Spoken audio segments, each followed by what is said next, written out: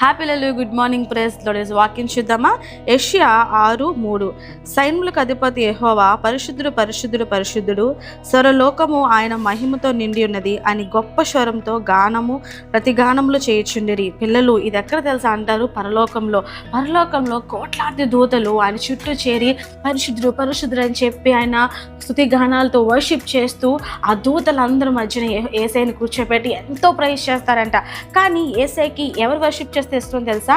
ఆ కోట్ల దూతలు కాదు, నువ్వు వర్షిప్ చేస్తే యేసయ్యకి చాలా ఇష్టం. మనము కూడా మరి మనల్ని అంతగా ప్రేమిస్తున్నాడు. ఎక్కడ మనల్ని ఎవరైనా పొగిడారనుకోండి, మనం అక్కడి నుంచి కదులుతామా? అస్సలు కదలవు కదా. కానీ యేసయ్య ఏం చేస్తా, అంతమంది దూతలు తను ప్రేజ్ చేస్తున్నా వాటన్నిటిని విడిచిపెట్టి యేసయ్య నువ్వు వర్షిప్ చేస్తున్నప్పుడు, నువ్వు ప్రార్థన చేస్తున్నప్పుడు, నువ్వు దేవుని మాటను వింటున్నప్పుడు దేవుడు నీ దగ్గర రావడానికి ఇష్టపడుతున్నారంట. ఇంత గొప్ప ఘనతను మనం మిస్ అయిపోతున్నాం కదా. సో ఈ రోజు నుంచి వర్షిప్ని ఎప్పుడు కూడా మీరు మిస్ చేసుకోవద్దు.